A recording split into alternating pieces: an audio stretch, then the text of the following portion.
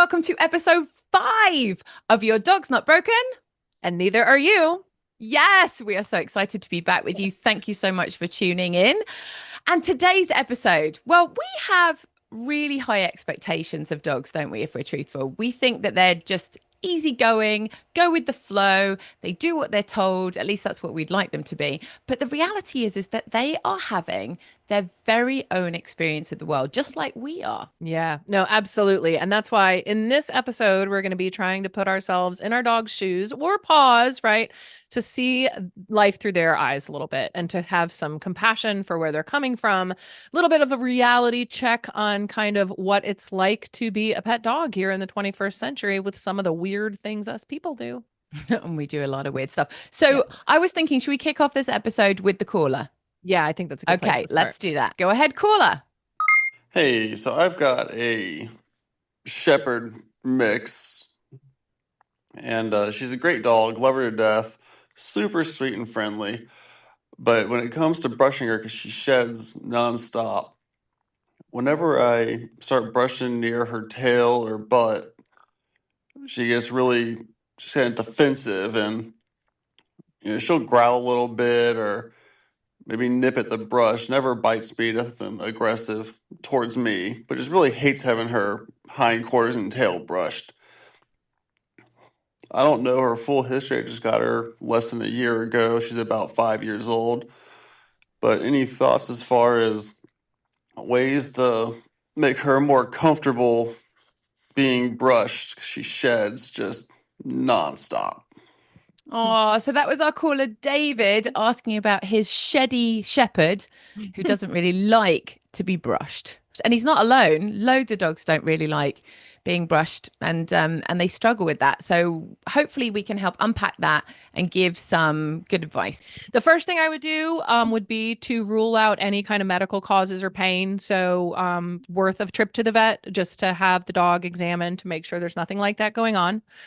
And then I kind of want to help give an example that we might be able to relate to, right, as a way to start our understanding of what this might be like for a dog. So, like, let's say you're traveling to another country and you don't speak the language, you don't know the customs, and you get in an accident. Like, if you have to go to the hospital and people are like coming at you and trying to do things to you, maybe like having to restrain you for some reason, using these different tools, you don't know what's happening next. It's really scary, like not knowing what's happening and then wondering about like whether their intentions are good and, whether they're really there to help you. So things can make us feel very scared when there's so much unfamiliarity, right? And especially when someone's doing something to our person. So it's not just dogs. It's not just dogs. Right. It's all animals. It's Absolutely all sentient beings that have this same feeling. When it feels like we're losing control and someone's doing stuff to us, we all get a little bit worried. Right. And so if they don't have a point of reference for like why we're doing what we're doing and we're using some weird implement, it can be kind of like, how you'd feel if you were abducted by aliens and someone was using weird little tools on you and you were like, what is that? What is that for? What are you going to do with that? So and a lot of times dogs have also had negative experiences with stuff like this in the past, whether that was from grooming experiences, even well-intentioned experiences at the vet, etc. Sometimes we humans kind of come at them and accidentally manhandle them in ways that can leave them with a bad taste in their mouth about these kinds of experiences going forward. Yeah, grooming can hurt depending. I mean, it's like remember when you were a kid and you had to have your hair brushed and put up in a ponytail? It can be really painful. Just even a loving parent trying to put your hair back before school. It can be painful. Yeah, I remember what that was like as a kid, and I remember brushing my daughter's hair and trying to fix it and having her complain about the same thing. Yeah. And that's even where they know what's happening, right? You can still not like it. So if we add in the element of, it smells weird, it looks weird, it feels weird, we're cold approaching them and doing something to them, we're holding them still, trying to do it. Like all of those things can make them be like, nope, peace out, man. I don't want anything to do with this. Thank you. Yeah, no thanks. Exactly. Right. And we like things like we don't want the hair all over the house, right? So that's why we're brushing them. And, we don't want like, the little burrs and seeds and things like that they're carrying in the coat all over the house. And so to us, it makes sense. But for them, like the point of reference for like why we would be doing that is a little trickier. And we'll talk more about that later. So I think since we've now been able to put ourselves in the shoes of somebody that might have to be getting treatment in a foreign land, right? We are on a gurney, let's say, we're just next to the ambulance or going into the ambulance.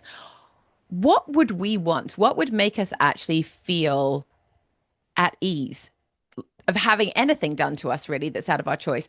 I'm thinking that we want somebody that has our back, someone that we feel like we can trust, someone that has a decent bedside manner, they feel kind. We'd probably want them to be a really good communicator and try and explain to us what is either happening in the moment or what is about to happen coming up. We'd want to be made to feel comfortable. We don't want someone to just hurt us out of the blue and, be freezing cold or boiling hot for somebody to be aware of that. And I think, lastly, I think we would want to feel some kind of element of control over any of it, whether it's just how fast people are moving around us, the intensity of what's going on. And so if we think about what we would want, that puts us in a really good position, David, for us to help our dogs feel okay with some of the trickier things that we actually have to do. Because some of the things, as you said, Kim, some are just because we don't want hair all over the house, and some are things we actually have to do to make our dog comfortable in the long run. Absolutely. And so, like, I think we have a little bit of a window that sometimes we don't think about. And I'll throw a little nerdy word in here called allogrooming. Ding. That means grooming the other. Okay. So for social animals like us, like all the chimps, like dogs, any social species, okay, they groom each other, right? And so like that whole phrase, like nitpicking, like where we're literally like nitpicking, that's where that comes from. And for dogs, they actually will do social grooming as well, right? As part of their natural species behavior. And so that's where we have a little foot in the door for them to understand I'm trying to help you, right? So like I am your social ally and I care about you. And this is in service of your welfare and your interests, not just about what I want to do to you. And so that's kind of the sweet spot with the tone that we're trying to hit is like, I care about you. I'm trying to be helpful here. And then we can kind of explain that, if you will, through our behavior. But we have to remember too that like, from their perspective, that would include the option of getting up and walking away if they didn't like this allo grooming they Absolutely. were getting from their friend, And so Yeah. we have to kind of keep that in mind and honor it if that happens as part of the conversation we're introducing. Definitely. When we were in India, we saw a lot of that, dogs interacting and grooming each other. But yes, the freedom to get up and be like, no, thanks. I'm not in the mood. It's not the right time. I'm too hot. That was too painful. I don't really like you doing it. I'd rather her do it. So Yeah. yeah, they have a lot more options, don't they? Yeah, absolutely. So if we pull it back to our experience again, what we're looking for is somebody that we feel like we can trust, they have our back, and they have a good bedside manner. So what does that actually look like in real life when we're giving this to our dog? We want to extend the same experience to them. That might look like really kind eye contact and kind body language to let them know that we're there to help them and not hurt them. And that we are kind and confident with what we're doing as well. You can't be kind of too hesitant about what we're doing. I think the dog feeds off our nerves and they're like, you don't really know what you're doing. It'd be like a surgeon coming at you with, a nice scalpel and be like, it's okay. It's my first time. I'm really good with my hands. You're like, okay, yeah, try somebody else first, please. And then we're going to lean into our relationship with our dog, right? I mean, we've been hopefully putting lots of money in this bank account. We're hoping that they trust that we are good and we are trying to do things to serve them rather than, again, making withdrawals. Yep. And this is an opportunity to also build that social currency, right? So it's Yeah. both a way that we might say, okay, I hope I've put enough deposits in the bank account that I can make a little withdrawal here and ask you to be patient while I help you with this, even if it's something that is like maybe a little bit uncomfortable for you. And it's also a chance to build it by listening to the dog. So, like going back to what you were saying about like eye contact and body language and stuff, if we kind of add in a third piece of talking to our dog, right? So going back to the example of being in another country, imagine that nobody's talking to you. It doesn't matter that you don't speak the language, but just imagine that nobody's changing their facial expressions so that it's warm. They're kind of smiling with their eyes. They're making, body language gestures that feel reassuring, right? Like we're all tracking all that stuff subconsciously, even if we're not aware of it. Or if they're whispering about you, they're talking Right. about you Right, to other right, people, but they're like, well, oh maybe, gosh, don't right. talk about the arm that's falling off. Right, right, right. But don't Don't talk mention it. to you, Yes. So even if you don't speak the language, like if you imagine for a minute, right, like if everyone wasn't talking and they weren't giving you any of that information and it's just quiet, your nerves are going to spike quickly, like what is going on? Whereas conversely, even if I'm not, speaking in a way that you understand, just by speaking, my facial expressions, my body language, all of that comes with me talking to you. So talking to your dog, even if they didn't understand anything we were saying, is so important as part of the full package of the facial expression and body language. Do you know, this is a little off topic, but you just made me think of something. I was scuba diving many years ago and I had a panic attack underwater. Oh, And gosh. I didn't really want to go in the first place, but I was peer pressured into it. And I listened to the peer pressure. Don't do that. Don't do that, number one. But the second thing was I was with a guide who was probably 20 and I was in my 40s. And he looked at me and he pointed at me. He pointed at himself and then he put the two fingers together and he reached out and held my hand. Oh, wow. And I went from like crying underwater, which is not fun if anyone's ever tried that. It's really horrendous. And I felt my heart rate just completely in that moment slow down and I could Wow. keep it together. I had somebody who had my back. There was no language. It was Yeah. just sign language and it just changed everything. So Wow. that talking piece is, and that, eye contact, I've got you, we're in this together, makes Yeah. a world of difference. What a good example. So intention reading, right? Like interpreting through all of those signals together, intention and like I'm trying to help you. Like that is the bottom Yeah. line we're trying to get across to the dog whenever we're doing any kind of husbandry and handling. And it's the bottom line that he was trying to get across to you is like I'm here to actually help you. So it's on top of all that, as if that wasn't amazing and helpful enough. We also now have the science to help us appreciate just how profound dogs' receptive language ability is. And we'll talk much more about that at another time, at another episode, because it's a whole topic in itself. But dogs, just like small children, are actually capable of understanding words and phrases associated with different things in their environment. And while initially that might sound to us like, well, that's weird, dogs don't understand human language, stop and think about for a second that we do culturally accept and recognize the fact that dogs not only can, but should learn sit, down, stay, come, heel, all of those things, right? They're supposed to actually be born knowing them, but they can learn those words. And yet we stop there for some reason, even though all of us have our own anecdotal experience of the dog like eavesdropping and hearing when we say, oh, let's get ready to go for the walk. And they jump up and run to the door.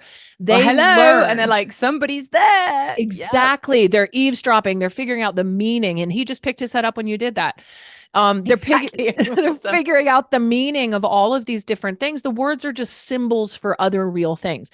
Actually, a study just came out, I think, in the last 24 hours from Adam McCloskey, taking this same topic to the next level. But we've got Gregory Burns and Emory University in Atlanta, who's been doing amazing research on this stuff as well. So it's not like it's kind of a mushy idea that like, oh, dogs might be able to understand what we're saying. They actually absolutely can learn those phrases.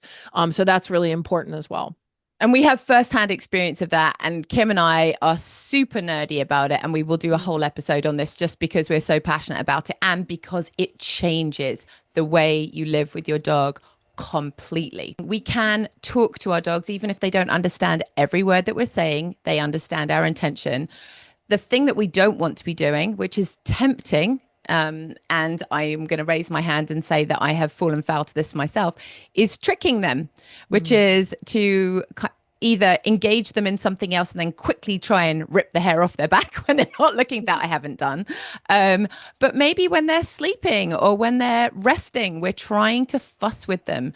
And that isn't something that is going to feel great to our dogs. And it is really tempting. I just did it today. We went out, Juice and I just went out for a nice long walk, and I gave him a big bowl of water. And I noticed on his back, he had a bunch of seeds that I wanted to get off. And I went to grab the seeds off his back, and I stopped myself and I was like, what would I feel like if I was drinking some water and someone just came up and started pulling stuff out of my hair Yeah. without even telling me while I'm actually drinking? Obviously, it's not great. So we just have to extend that same courtesy to our dogs, I think, to help them grow trust with us. It's so funny. So if you're telling on yourself, I'll tell on myself because I had a little thing this morning with It's a safe early. space. We're It's a allowed safe, to. right? It's a safe Except space. it's public, so who knows what you guys will think about all this. But so with my own dog, right, this morning, ironically, like knowing we were going to be doing this episode today. So David, I'm right there with you. She comes into the room where I'm recording here and jumps up on this new blanket on the guest bed for my in-laws that are coming in like a week. And she's covered in burrs. Like she's got those little seeds all over her coat. And I'm like, no. Right. And so I was like, okay, hurry up. Let's go downstairs for a minute here. And like, I'll brush these out of you. But you and I were on the phone and I was kind of rushing. So I was like totally tempted to like multitask. I grab the brush. I start to like come at her with the brush. And she steps back and looks at me like, excuse me. And I was like, I'm sorry.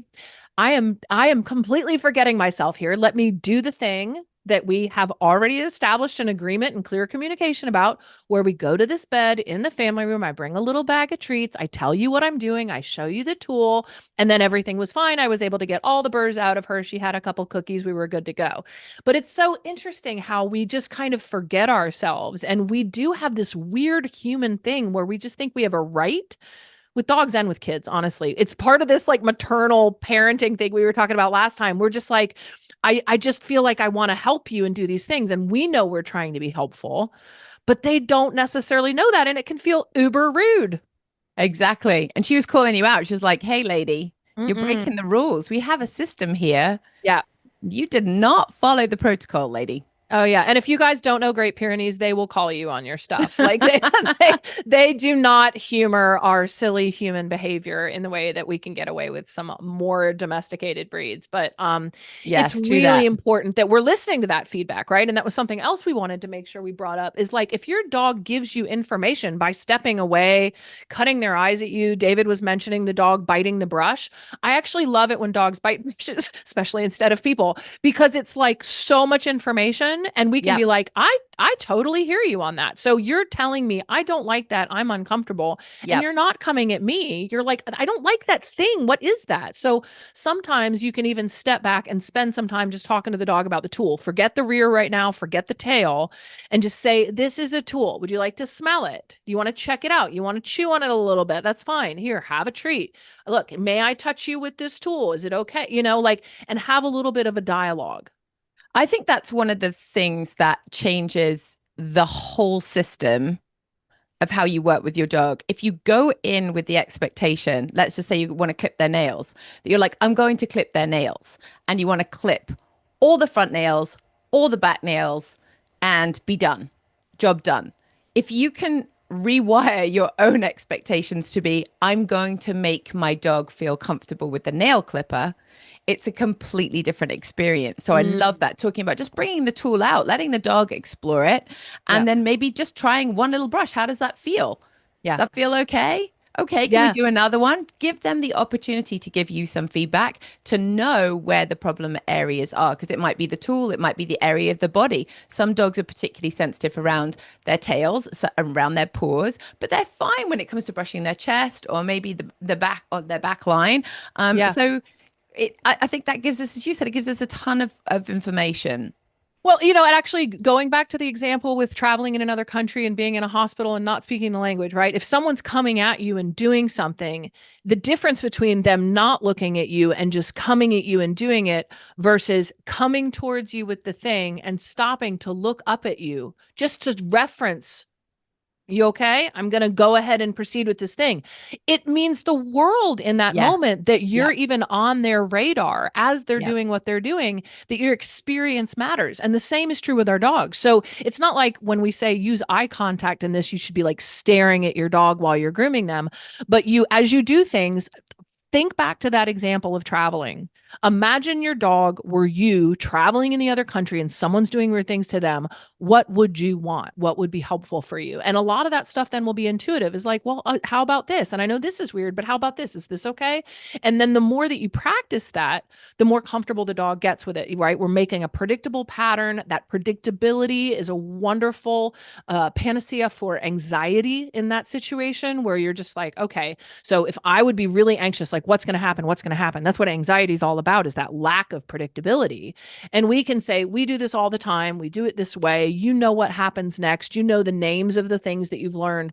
All of that is like just throwing money in that bank, that, social currency trust account. And that is why unpacking the why, that's why we're doing this podcast, is because if you walk away having heard, I know what it feels like to be a patient in a foreign land and to be that frightened and that out of control. We don't need to tell you dog training techniques for this.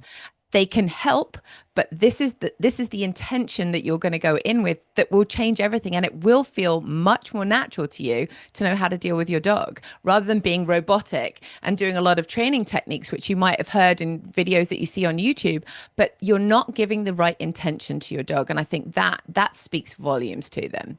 Oh, absolutely. And like another way to think about that is it like we have been taught to be very mechanical and transactional in Yeah. dog training. We've been taught like you give them the instruction, you tell them to do it once, you enforce the command in some cases, you reward them if they get it right, you punish them if they get it wrong. And we're not actually thinking about like what we want to get out of the experience and the relationship and what we're trying to build. The We're missing truth, so much because they're not robots. I Like if they know. were an actual machine, I then know. fine. But it removes any kind of connection, relationship, emotional experience for both parties. Yeah, I mean, because like if you think about it, like historically, dog training kind of became a thing when we didn't know that dogs were sentient, like as a culture, Right. right? That's part of like the historical background of this. So it's good to put that in context. It's like we came up with all our cool dog training stuff when we still thought dogs were more like animatrons and like we did treat them like little minions that were just supposed to be programmed to do our bidding. And in fact, they are way more complicated than that and are sentient beings with complex cognitions and emotional experiences just like us. And so if we can meet them in that place and we think of it like I've kind of got another little tagline of explain, don't train that I've found really helpful in that, like, instead of looking at it like I'm going to condition your responses and program you to be a good dog, I'm your guide. Like we were talking about in the parent episode, I'm a shepherd here. I'm trying to Yeah. help you. I'm trying to give you information about a lot of things that you don't readily understand that's going to make life better for you and therefore for both of us working together. Yes, exactly. So let's encapsulate it for David, I think. This is what we would suggest. You want to make the grooming experience as predictable as possible. So choose a space in your house where your dog is comfortable. Maybe bring out a blanket that always comes out for the grooming time and have your dog in a comfortable spot. If they're comfortable lying down, great. Bring out the grooming tools slowly, let them sniff them, let them explore the grooming tools, and again go in with the right intention. We're here to be kind, we're here to be slow, and to let them dictate some of the pace. So if they feel like they've had enough and they need to take a break, we're going to let them take a break. However, if they're calmly sitting there and we are gently pulling off oodles and oodles of coat that we want to then put in the bin, we're going to give them some treats for remaining chill and calm and just trying to help them feel better about the entire experience so that they don't get stressed out next time we ask them to do the same. Yep, absolutely. And if they tell us, "Hey, that's enough. I need a break." I respect it. Just Yes, give them a break. absolutely. Like remember, you're putting deposits in the bank account. You don't want to make a withdrawal, especially when this is new for your dog. Yep. I can tell you that it can take a little time on the front end to put the patterns in place. But if you're doing it right, your dog should actually look forward to going to the place where you have your pattern, where you practice this, right? And like feel positive about it and be volunteering themselves, right, for this kind of interaction because they trust you. They know that you're going to be listening to them and their feedback. Yeah, and we're not here for the perfect groom. Yeah. We're here to help our dog actually enjoy being groomed. That's the goal. I think that's what I always have in my head. It doesn't all have to be done and it doesn't all have to be perfect. We're Right. just trying, the goal is to try to make the dog feel as comfortable as possible and be like, yeah, sure, I'm up for Yeah. that next time. So Absolutely. And I've got like a kind of a gross little hack too that I want to share. Some people find it gross anyway, but I want to share I that with find it David. delicious. I find it delicious. So David, this is a weird one. The grooming goodies hack. Okay.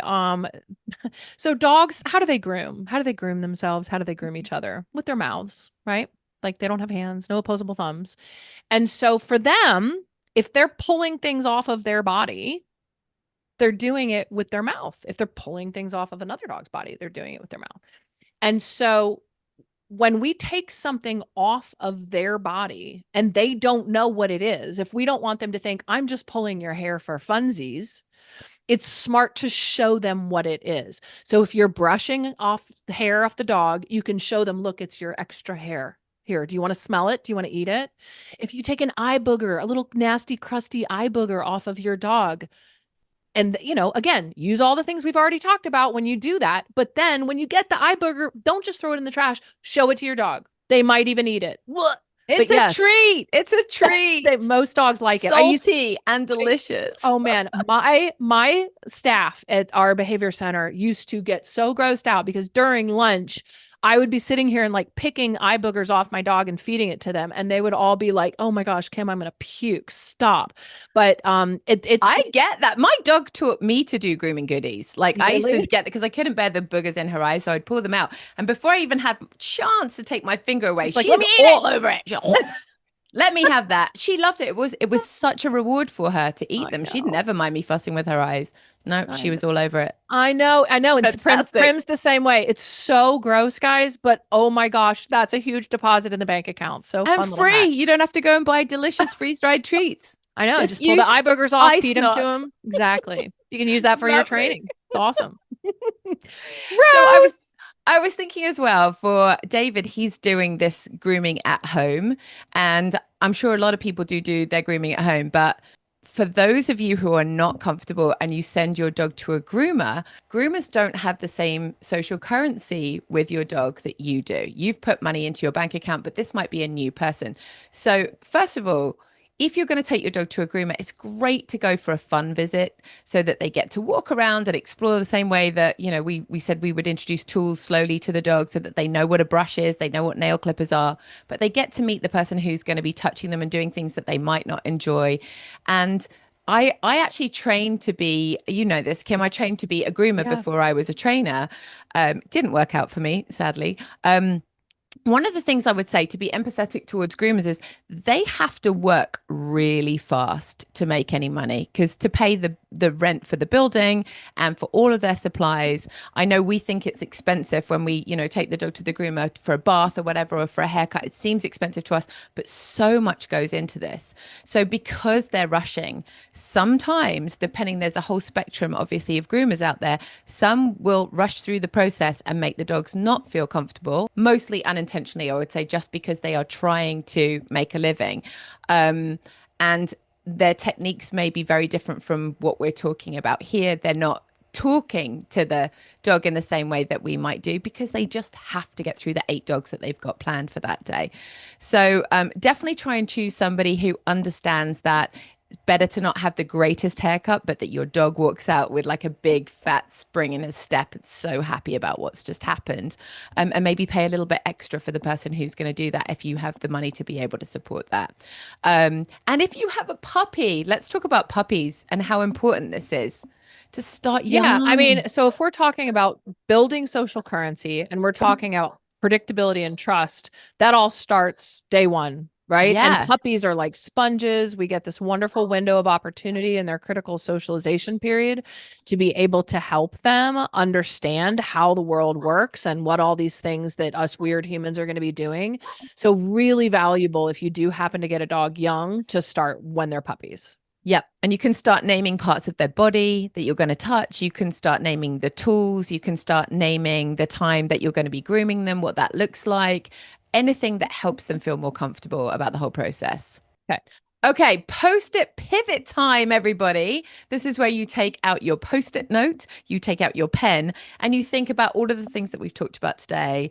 And you make one little note to yourself about some shift that you might change, something that you do differently around your dog. And you're going to write it on the post-it note, stick it somewhere where you can see it, and see how that changes your experience with your dog or your dog's experience maybe of grooming. So Kim, over to you. What's your post-it pivot going to be? I'm thinking I need to give a big shout out to Suzanne Clothier here because she has a few very simple questions about the things we would be asking the dogs in our own minds, if you will. Her 5 elemental questions. They're Yes, amazing. the one that I would, put on my post-it pivot would be 2 things. May I, and how is this for you? So may I take this burr out of your ear? And how Yes. is this for you? Do I need to take a break? Are you having a hard time or are you okay with this? That's that part where we pause if we were the doctor and the 4 in the hospital, right? Where we would stop and just pause and make eye contact for a second. Are you okay? May I proceed? Right? So that checking in bit. Yeah. Yes, perfect. Yes, those questions are amazing. They are hello, which looks at the dog's social interactions. Who are you? Asking about how the dog perceives the world and who they are. How is this for you? Can you? And may I? Yeah. So polite. It's So exactly how you'd polite, want to so be kind, treated. I so know, so gracious. thoughtful. Yes. Suzanne Clothier was ahead of her time for sure in this respect. So yes, if you want to Google Suzanne, her work is amazing. Yeah. Great Um, book too. yeah, amazing. Bones would rain from the sky. Yeah. We'll put all of this information in the show notes so that people can access it. Yep.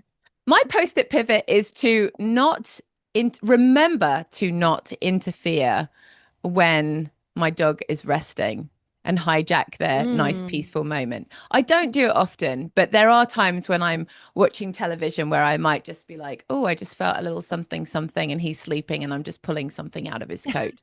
So I'm going to really remind myself to just back off. No Yeah. more secret pulling. Yeah, it's funny because one of my last dogs, Casey, didn't seem to mind when she was like really tired and like if I felt a little burr in her ear or whatever, she'd just keep snoring, right, when I clipped it. So like I kind of got in the habit of taking that for granted because she didn't seem to care. So I just kept like my little scissors for snipping the knots and stuff in my bedside table along with a little brush. And she didn't mind again because she was like, "Oh, I'm gonna get a treat and like it's fine, I don't care." Right. But early, the first time I tried that with her was so offended. Like, I'm sleeping. Like, what Yeah. on earth are you doing? That is so Yeah. rude. Why would you Yeah. do that while? And if I put myself in her shoes, I think I'd have more of an early reaction than a Casey reaction. I'd be like, I'm Yeah. sleeping. Don't touch me. My husband might get that reaction if I'm fast asleep, right? And he just tries to scratch my back or something. I might be like, Yeah. stop it. I'm sleeping. I'm super into Yeah. that dream? Yeah, absolutely. And that goes back to the tricking idea that you might Yeah. actually, with the tricking, if you do trick your dog and you get the outcome that you wanted, you might have scored in that moment. But long term, Yep. you have just taken a massive withdrawal out of your bank account. And dogs are really clever. They remember things like that. That goes Oh, in yeah. their memory bank and they're like, not again. What Oh, is it? yeah. For me once, shame on you. For me Fool me twice, twice, shame shame on on me. me. Yes. And they Yeah, do play by that rule for sure. So, absolutely. Yeah. yeah. Okay, so that's the end of this episode for this week. We will be back next Tuesday. And you must have a friend that needs to know all of these grooming goodies. So be sure to send it on to them so that they can get the good stuff too. And subscribe. You can now subscribe and get these episodes sent directly to you. So we will see you next Tuesday. Sounds good. And remember, your dog's not broken. And neither are you.